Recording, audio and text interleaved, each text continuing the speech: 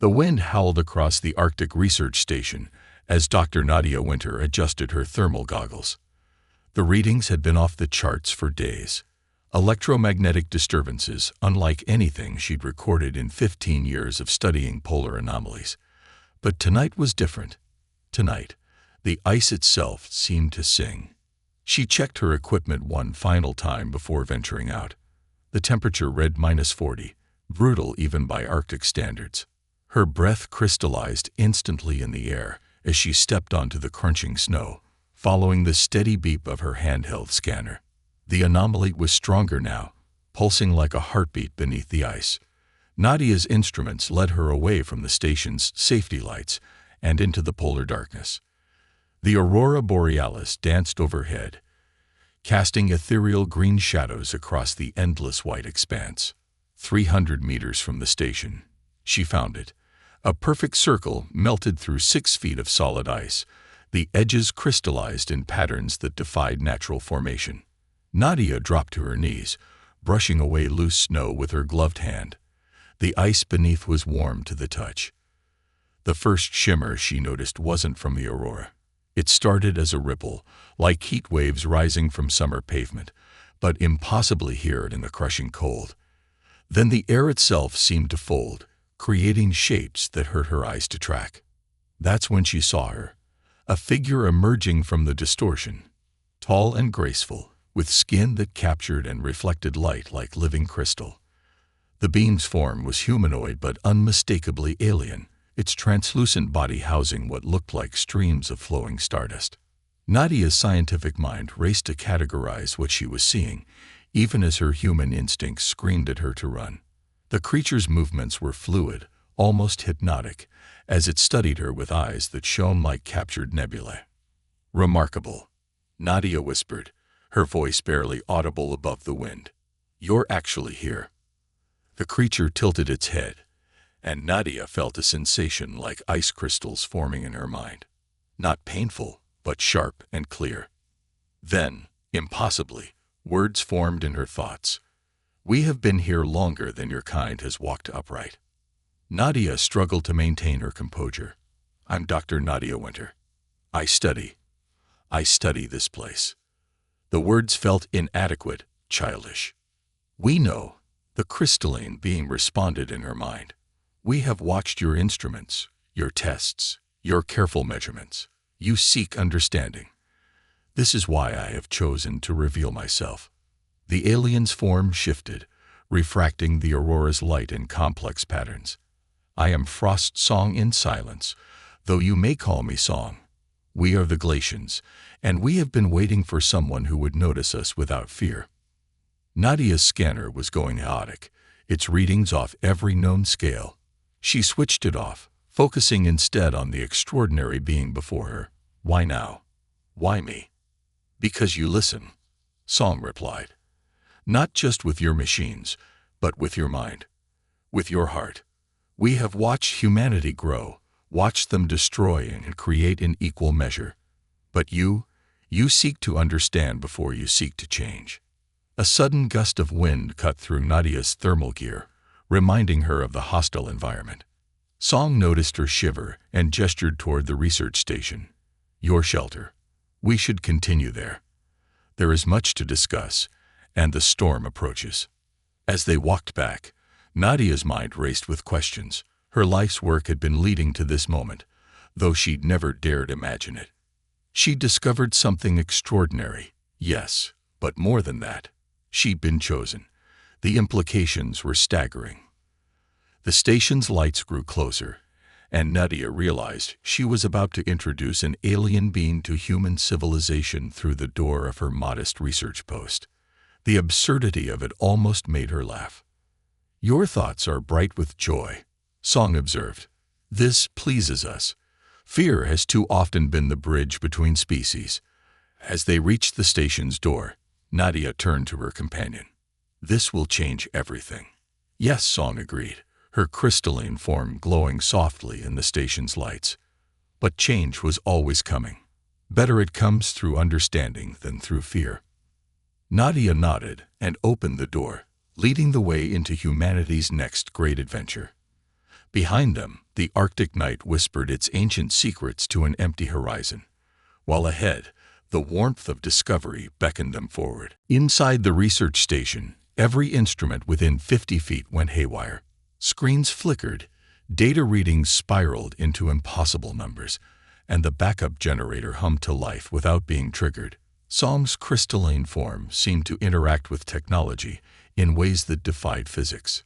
"Your machines," Song observed, watching as a nearby monitor displayed random patterns. "They are primitive, but fascinating." Nadia tried not to take offense at the word primitive. She moved to her main workstation, hands hovering over the keyboard. Should I document this? Are you comfortable with being recorded?" Song's form shifted, sending rainbow refractions across the station's walls. "Your need to record, to measure, to quantify. It is both your species' strength and limitation. But yes, you may document our meeting. With conditions." The temperature in the room dropped several degrees as Song moved closer to Nadia's desk. "What you learn must be shared carefully. There are others of your kind who would not approach us with your perspective." Nadia thought of various military and corporate interests that would love to get their hands on a being of living crystal. "I understand. But my research team, they'll be back from the supply run tomorrow. They need to know. The small group you trust, we can accept." Song's mental voice carried an undertone of concern. "But beyond them, discretion is vital. We have watched your kind's wars, your exploitation of resources, your treatment of those you consider other." As if to emphasize the point, Song's form briefly became almost completely transparent before solidifying again. "Our existence here is not merely physical. We are woven into the fabric of this place. The ice, the aurora, the magnetic fields you study. We are part of it all." Nadia's scientific curiosity overcame her diplomatic caution. "Is that why the readings have been so unusual? You're affecting the electromagnetic field." "We do not affect it," Song corrected. "We are it. Just as you are not merely affecting the air you breathe. You are part of the process. The distinction matters." A thought struck Nadia. "The ice melting. Climate change. Is it hurting your people?" Song's crystalline form dimmed slightly. "We adapt. We have existed through many of your planet's cycles. But the speed of current changes. It concerns us. This is partly why we chose to make contact." Nadia began typing notes, then stopped. "Wait, you said, partly. What's the other reason?" "Something approaches." Song's mental voice grew darker. "Something that threatens both our peoples. We have detected disturbances in the magnetic fields, patterns that echo across the void between stars. They are hunting." The word hunting sent a chill down Nadia's spine that had nothing to do with the Arctic cold. "What's hunting? Who are they?" "We do not know their true name. In our thoughts, we call them the Void Seekers. They consume worlds, strip them of energy and life. They have found worlds we hidden among before. Now, they have found yours." Nadia's hands trembled slightly as she absorbed this information. How long do we have?" "By your measurements of time, perhaps 3 of your months. They move through space in ways your science cannot yet track, but we can feel them coming." Song moved to the station's window, gazing out at the aurora-lit sky. "We have knowledge that could help your people prepare, but sharing it requires trust.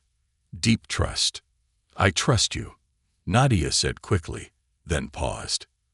"But you're right. Getting others to trust will be harder, especially with a threat they can't see or measure." "Then that is our first challenge." Song turned back to her. "To bridge the gap between our peoples before the hunters arrive.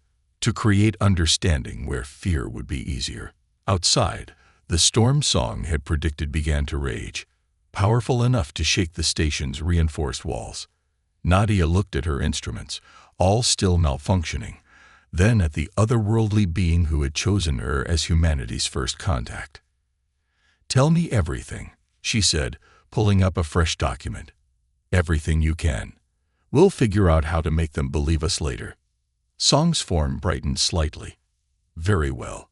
But remember, once this knowledge is shared, there is no returning to what you were before. Are you prepared for that responsibility?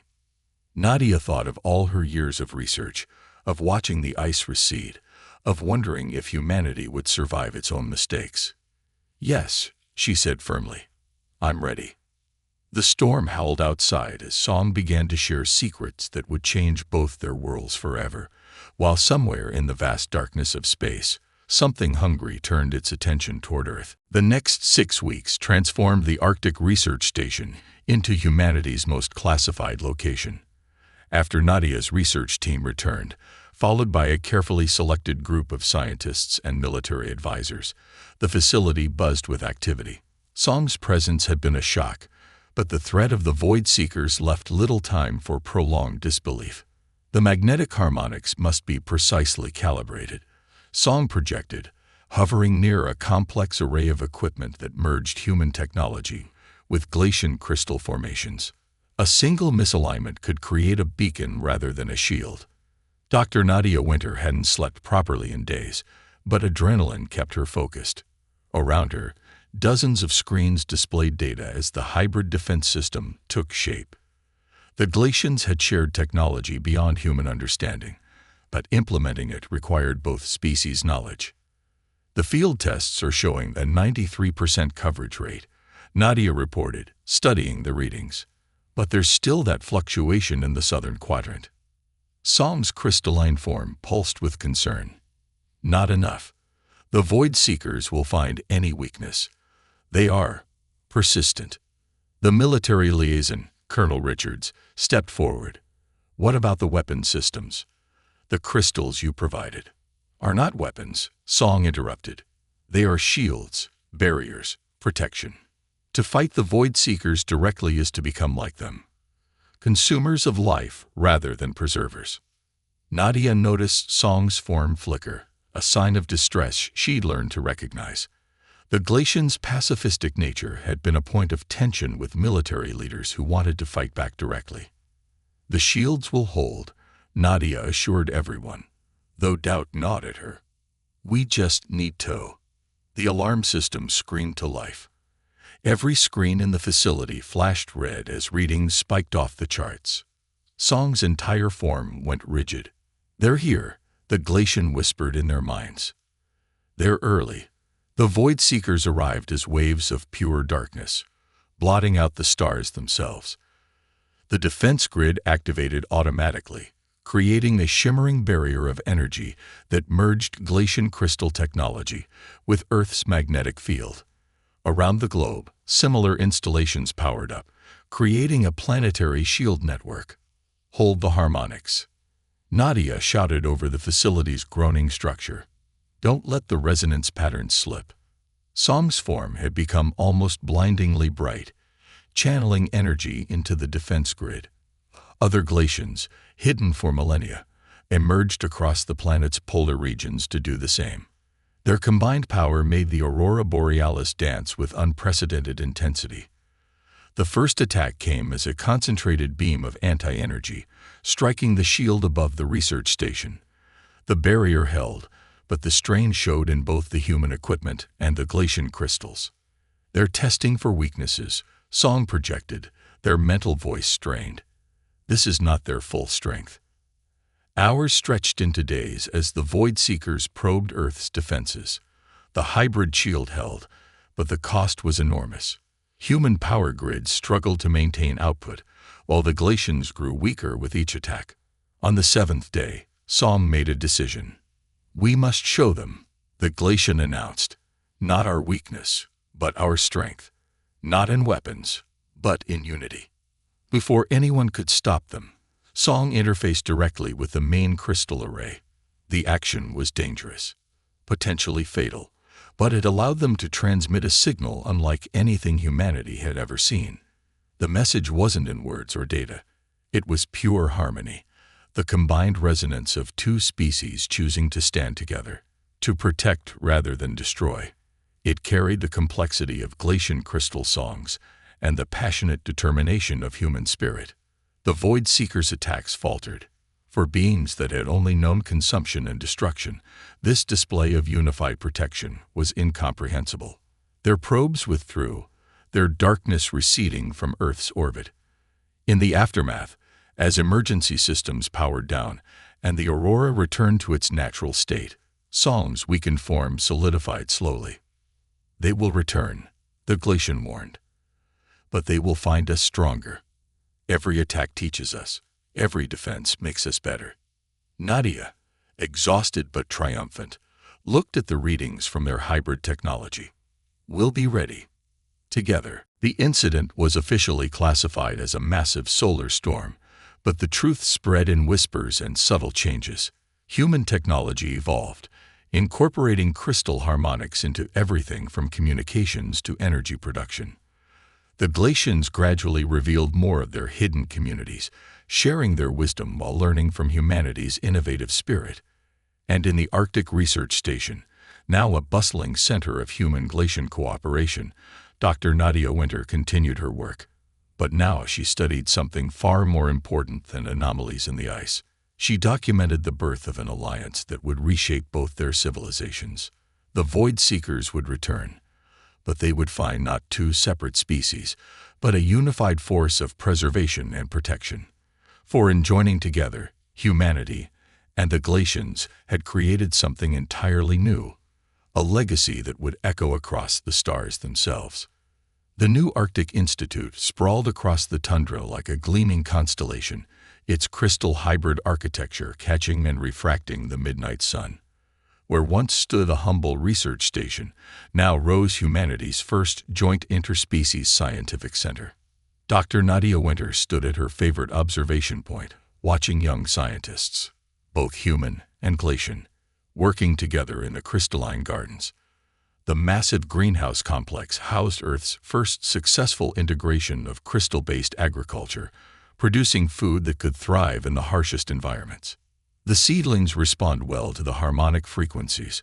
Song's familiar mental voice reached her. The Glacian had become the facility's co-director, though they preferred the title Harmony Guide. "Better than we expected," Nadia replied, checking her tablet's readings. "The growth rate is triple our initial projections. These could revolutionize farming in cold climates." But agriculture was just one of their successes. The integration of Glacian crystal technology with human innovation had sparked a renaissance in sustainable energy, medicine, and space exploration.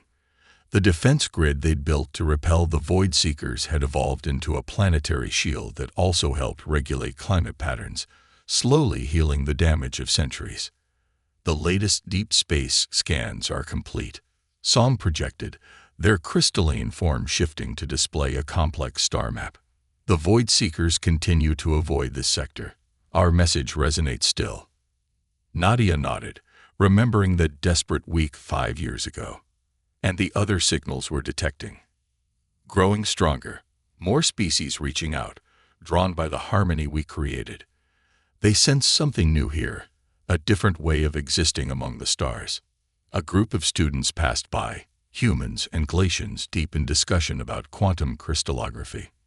Nadia smiled, remembering how impossible such a sight would have seemed just a few years ago. "The council meeting is about to begin," Song reminded her. "They're expecting our proposal." The Interspecies Council had formed 2 years after the Void Seeker incident, when it became clear that humanity and the Glacians weren't just allies, but partners in a new kind of civilization. Today, they would present their most ambitious project yet, the Deep Space Observatory. Nadia gathered her materials. "Are we ready for that step? Your people were reaching for the stars before you knew we existed." Song's mental voice carried a hint of amusement. "Now we reach for them together, with greater purpose." They made their way to the council chamber, a magnificent room where crystal and steel merged in perfect harmony. Representatives from both species gathered around a table that seemed to float on light itself. "The stars are not just points of light to be studied," Song addressed the council. "They are bridges between civilizations waiting to be built. We propose a network of crystal-powered observatories that will allow us to reach further than either of our species ever could alone." As Nadia presented the technical details, she caught whispers of excitement from both humans and Glacians. This was why their alliance worked, not just survival against threats like the Void Seekers, but a shared vision of what they could become together. The vote was unanimous. Construction would begin within months. Later, watching the aurora dance above the Institute, Nadia reflected on how far they'd come. That night, when she first saw Song emerge from the ice, seemed like another lifetime. She'd been looking for anomalies in the data, for scientific discoveries.